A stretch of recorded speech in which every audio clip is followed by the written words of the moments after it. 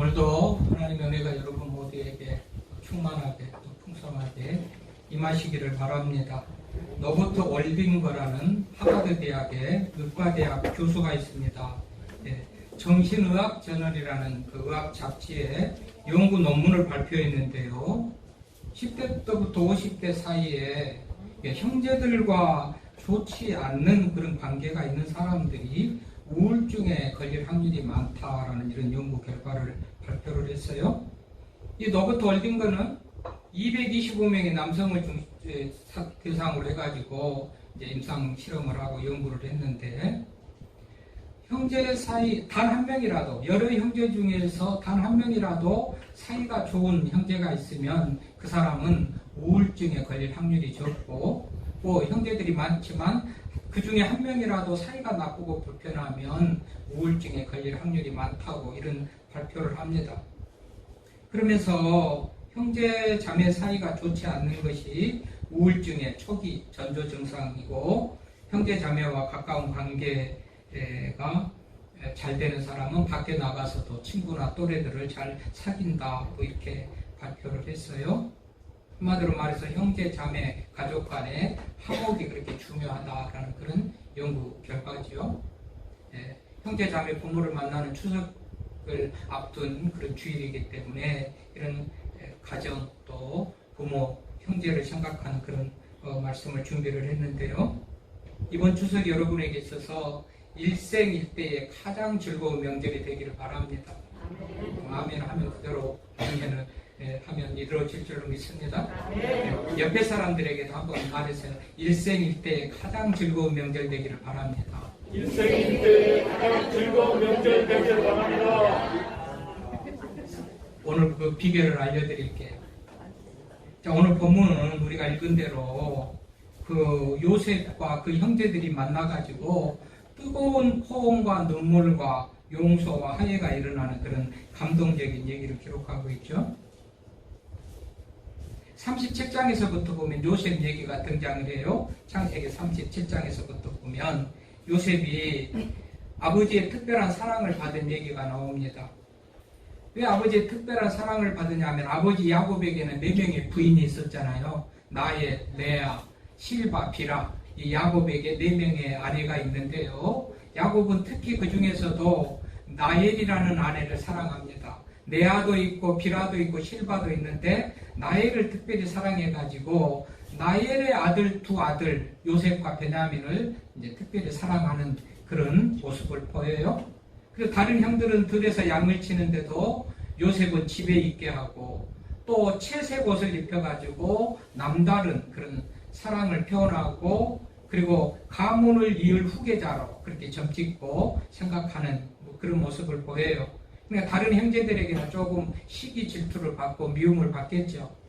이런 어느 날 심부름 시킬 일이 있어서 양을 치는 아들들에게 아버지가 심부름 시킬 일이 있어서 요셉을 보냅니다.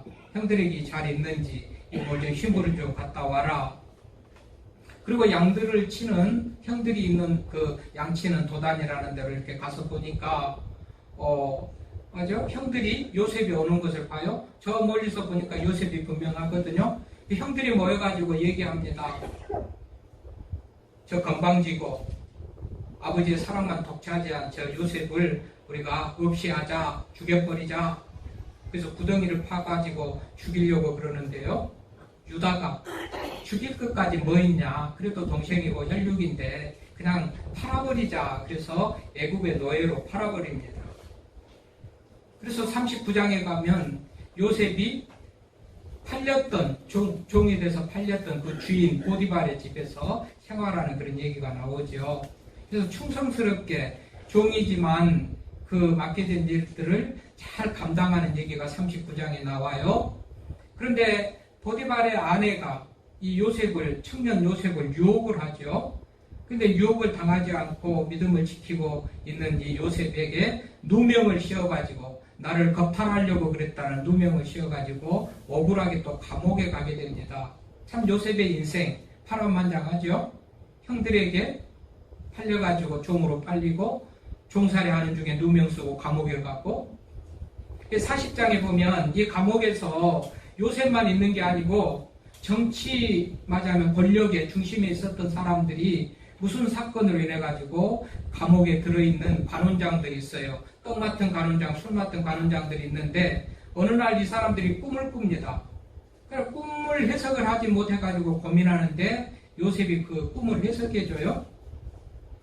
이 꿈을 해석해주면서 요셉이 그들에게 부탁합니다. 내 꿈 해석대로 되면 나를 기억해 주십시오 했는데 그 꿈의 해석대로 돼가지고 떡 맡은 관원장은 사형을 당하고 술 맡은 관원장은 복직을 했는데 이 술 맡은 관원장이 요셉을 잊어버려요. 생각을 못하고 있어요. 그렇게 시간이 흐르다가 41장에 가면 바로가 또 꿈을 꾸요. 꿈을 꿉니다. 왕이죠. 바로 왕이 꿈을 꿔요.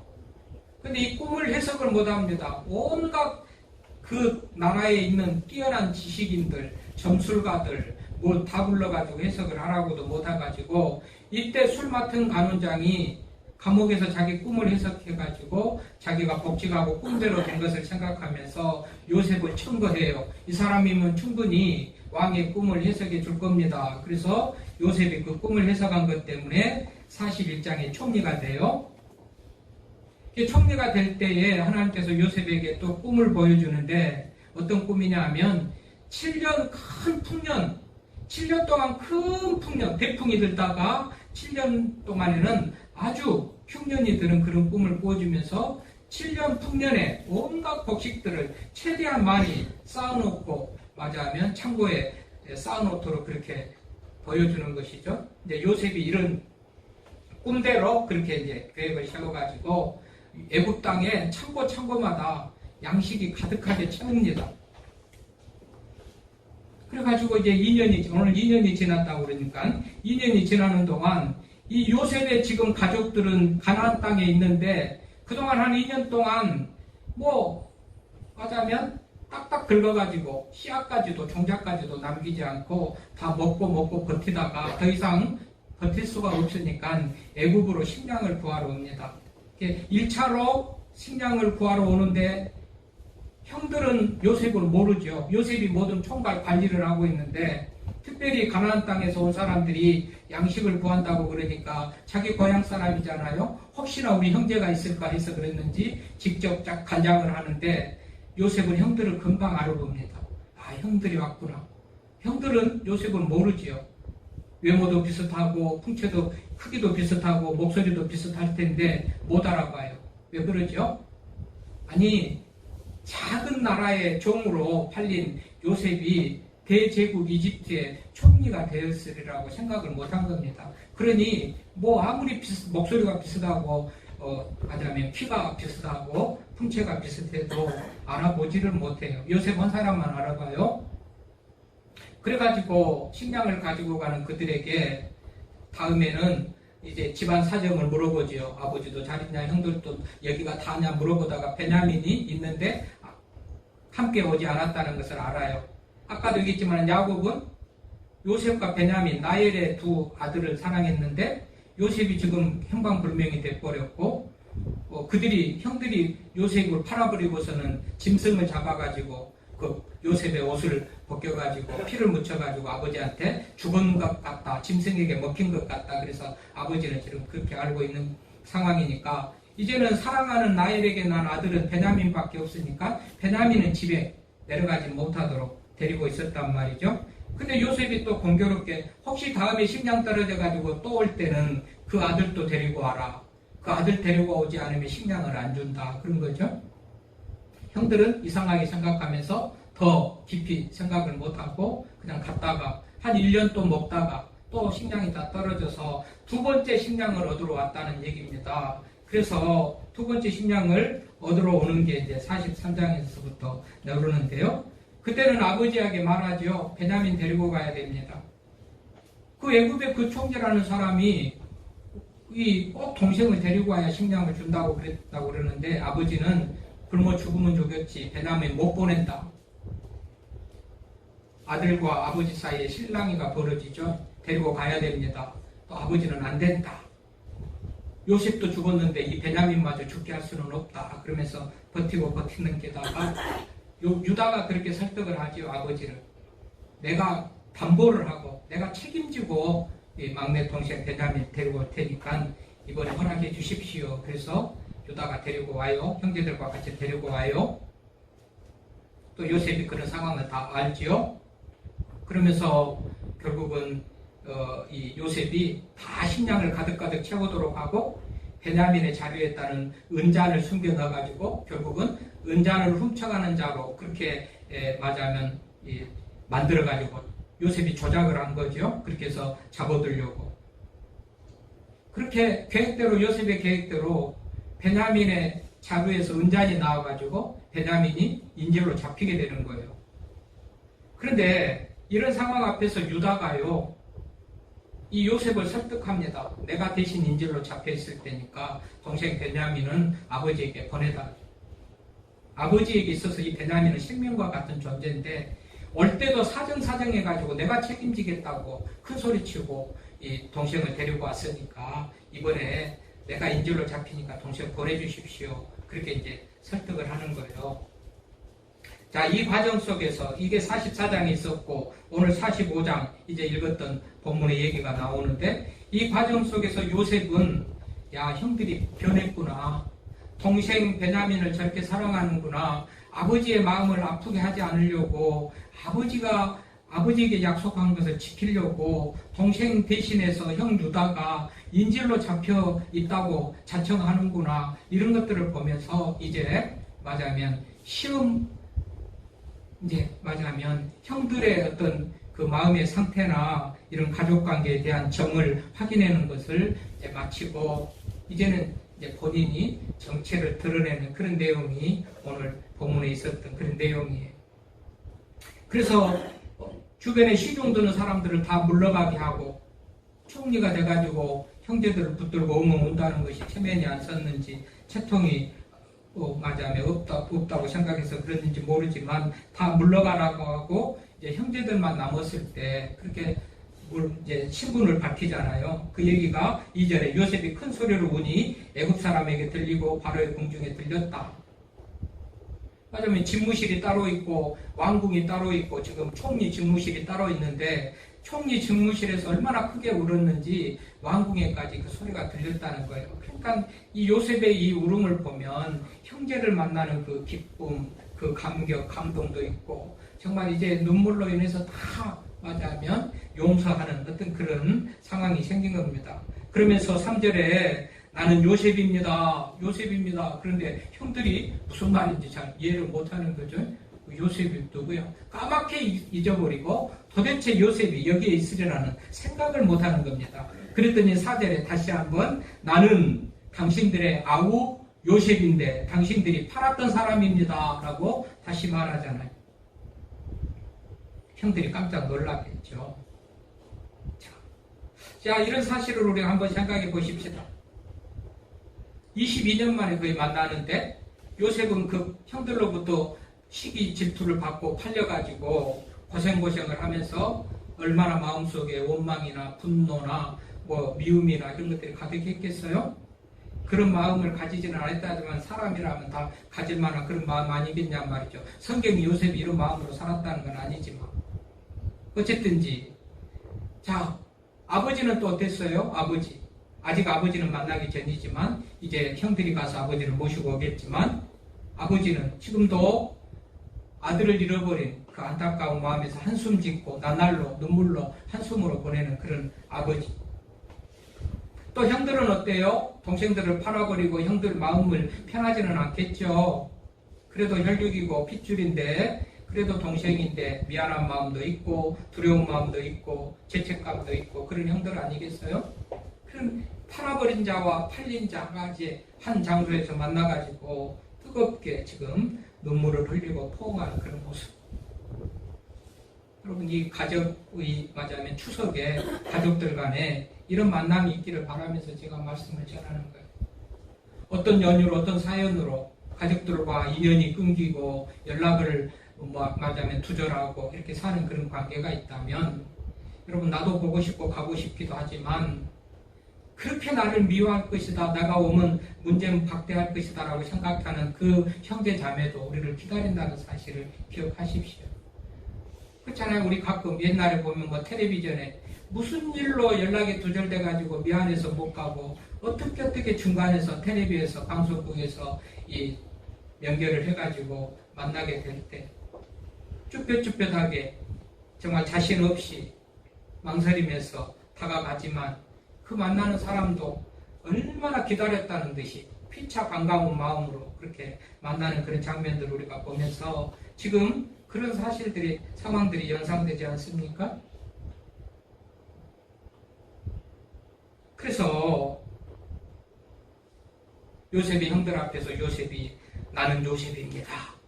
당신들이 팔아버렸던 그 동생 아우 요셉입니다. 그러면서 의안이 벙벙하고 도대체 이게 어떻게 된 일인가 생각하고 있는 형들 앞에서 자기의 파란만장한 삶의 여정을 다 얘기를 합니다. 이게 이제 5절부터 나오는 거예요. 그런데 그 말마다 9절까지 쭉 보면 하나님께서 내 걸음걸음들을 인도해 주셨던 하나님을 자랑하는 얘기만 계속 나옵니다.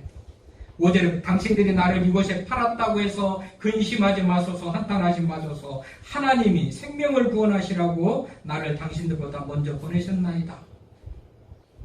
하나님이 그렇게 하신 것으로 생각하니까 나는 형님들 미워하지 않습니다. 이런 말이나 같은 말이에요. 형님들은 그렇게 팔았지만 그 형님들이 의도하거나 바라거나 그런 것보다도 하나님이 당신들 마음속에, 형님들 마음속에 그런 마음을 주셔서 이렇게 한 것으로 이해하고 결과적으로는 내가 부귀 영화를 누리는 애굽의 총리가 됐으니 잘된 것 아닙니까? 라는 그런 말이에요.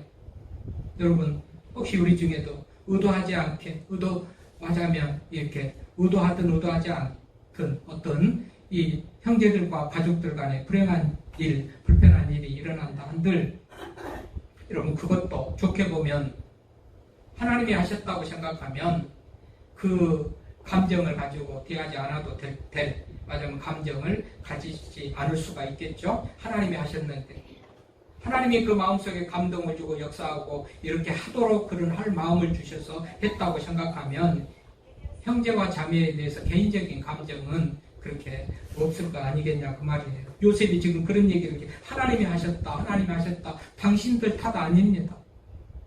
그러면서 뭐라고 그래요? 계속해서 5절에도 하나님이 하셨다 그러죠.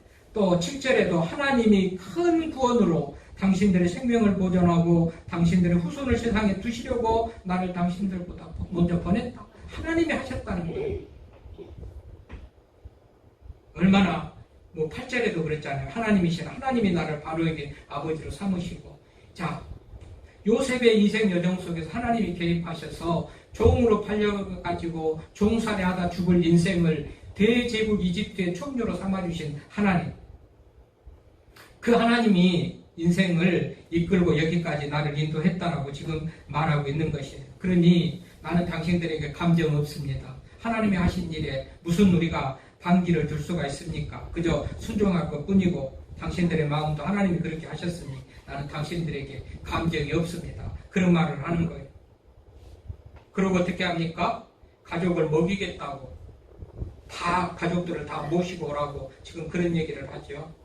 앞으로도 이제 2년 흉년이 지나고 앞으로도 5년이 더 흉년이 지날 텐데 밭도 갈 수도 없고 추수할 것도 없고 그야말로 여기에 오지 않으면 굶어 죽을 수밖에 없으니까 가족들을 다 데리고 오셔야 내가 책임지겠습니다. 그러죠? 아름다운 마음 보여요?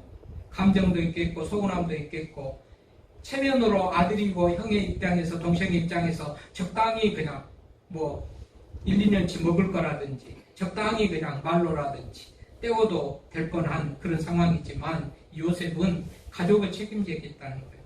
나를 팔아버리고 나를 미워한 그런 형제들을 먹여 살리겠다는 거예요. 대단히 아름다운 마음이죠. 아멘. 그래서 어떻게 하는 거예요? 데리고 오는데 10절에 보니까 아버지의 아들들과 아버지의 손자들과 아버지의 양과 소와 모든 소유가 고센 땅에 머물며 나와 가깝게 하소서. 흉년이 아직 5해가 있으니 내가 거기서 아버지를 봉양하리이다. 아버지와 아버지의 가족과 아버지에 속한 모든 사람에게 부족함이 없도록 하겠나이다. 소와 양과 손자들, 집안 모두, 가족 모두, 소속된 모든 것을 데리고 와서 여기서 평안하니 살라는 거예요. 이쯤 안 해도 요셉에게 욕할 사람 없지 않습니까? 한 1년치 정도 먹을 것 줘서 보낸다고 한들 뭐 누가 요셉을 욕하겠습니까? 감지덕지 그것도 감사합니다. 그런데 요셉은 최선을 다해서 가족들을 다 먹여 살리겠다고 이렇게 하지 않습니까? 얼마나 아름다운 사람이에요. 우리는 요셉보다도 훨씬 비교가 안 되는 그런 부모나 형제 간에 불편함이 있다 할지라도 온수지는 것 같이 살아가는 우리들이 좀 회개하고 반성해야 될 부분이죠.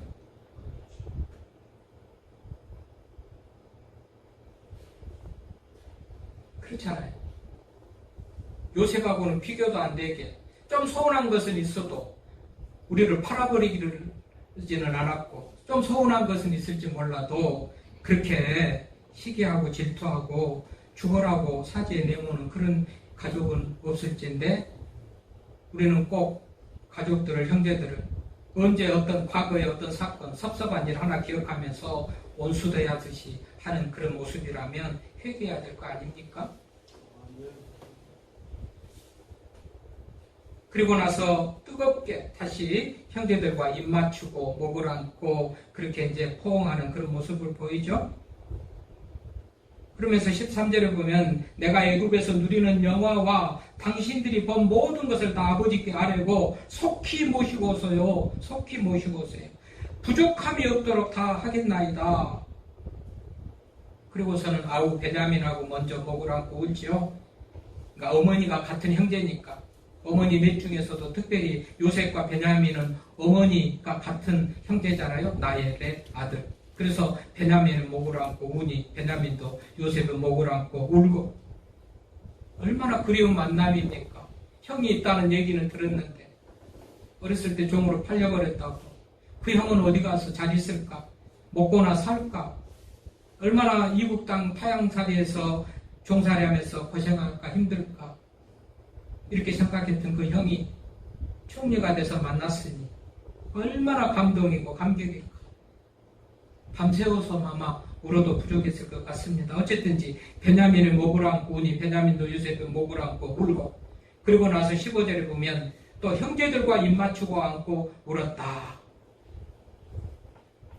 눈물로 상봉하는 형제들의 모습 앞에서 그렇죠. 우리가 피는 물보다 진하다.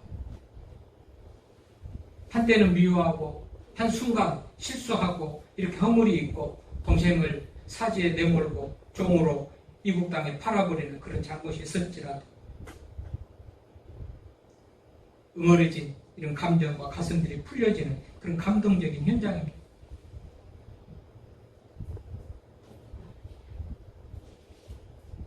이런 요셉의 모습은 예수 그리스도의 모형이고 상징이죠. 여러분 형들을 탓하기 전에 우리도 형들 못지않는 그런 악한 죄인이었다고 성경은 말하지 않습니까? 모든 사람이 죄를 범하였으니 하나님의 영광에 이르지 못하는 죄인들, 형들 못지않는 더 악한 죄인들. 그럼에도 불구하고 우리 죄를 위해서 예수님께서 생명까지도 내어주셨던 그 예수님의 사랑, 그 예수님의 모습을 요셉의 모습 속에서 볼 수가 있어야 됩니다. 아멘입니다. 그래서 요셉은 그 모든 소원함, 모든 감정, 섭섭했던 것, 이 모든 것들을 다 풀고 용서하고 화해하는 이런 모습을 우리가 보면서요. 우리 사노라면 가족 간에 이런 감정들, 가까운 어떤 아픔들, 상처들 있을 수가 있죠. 여러분 교인이나 가정이나 교회 안에 전혀 맞으면 아픔이나 상처가 줘서도 안 돼도 줄 수도 없고 그런 사이가 아니라는 거 이거 오해입니다. 착각입니다. 가까운 사이니까 그런 일이 일어나는 거예요. 멀리 있으면 그 사람이 무슨 말을 합니까? 행동을 합니까? 전혀 나하고 관계가 없으니 멀리 있으면 전혀 나에게 상처가 안 돼요. 전혀 나에게 나를 팔거나 예를 들면 아픔을 주거나 상처를 줄 수도 없고 주지도 않고 줄 수도 없어요. 멀리 있습니다. 문제는 가깝게 있는 사람들은 날마다 보고 부딪히고 가까우니까 말로나 행위로나 어떤 우리들에게 상처를 주고 아픔을 줄 수 있는 것이 가까운 사이고 가족이에요. 이것을 우리가 이해를 하고 넘어가야 되는데요. 가족이기 때문에 상처를 주고 아픔을, 가족이 그러나가 아니고 가족이기 때문에 그럴 수가 있는 겁니다. 가까이 있기 때문에. 탱자나무가 무슨 아카시아 나무가 아주 그 살벌한 뾰족한 가시를 가지고 있지만 멀리 있으면 아무 관계가 없잖아요.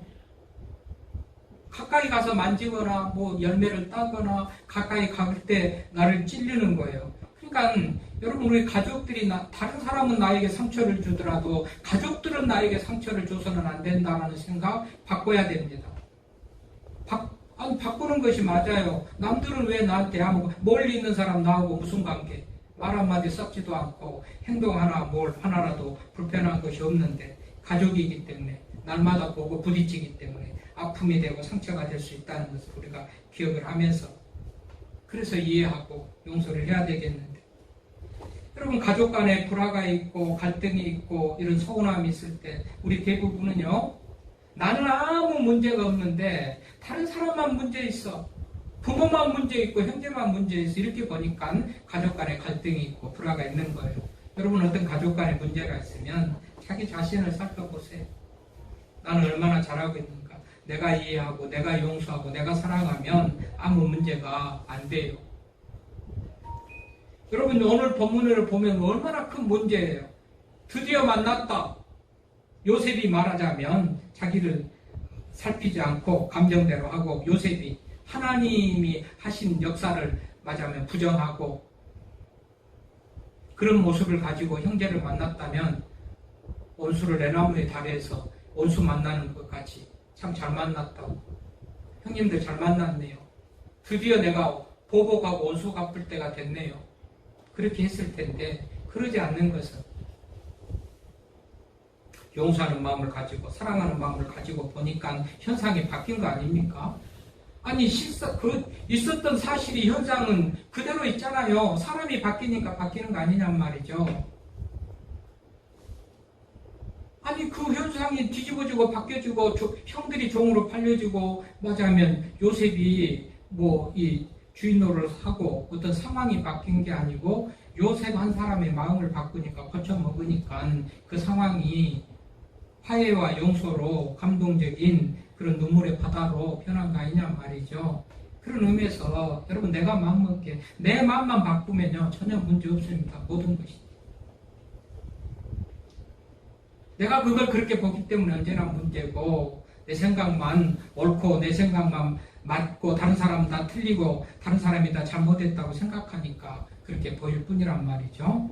혹시 우리 가족 간에 지금도 부모와 가족, 형제, 자매들 간에 어떤 갈등이 있고 정말 만나기 불편한 어떤 그런 상황이 있다면 여러분 자기를 좀 성찰하고 과감하게 용기 내서 오늘 요셉과 같이 이해하고 용서하고 포용하는 그런 모습으로 나아가기를 바랍니다. 이게 그래야 이게 일생일대의 최고의 즐거운 명절이 될 수 있는 거 아니겠어요? 명절이라는 게 뭐 밝은 절기라 밝은 때라는 그런 의미를 가지는데 여러분 이게 해결 안 되면 명절이 될 수가 없잖아요.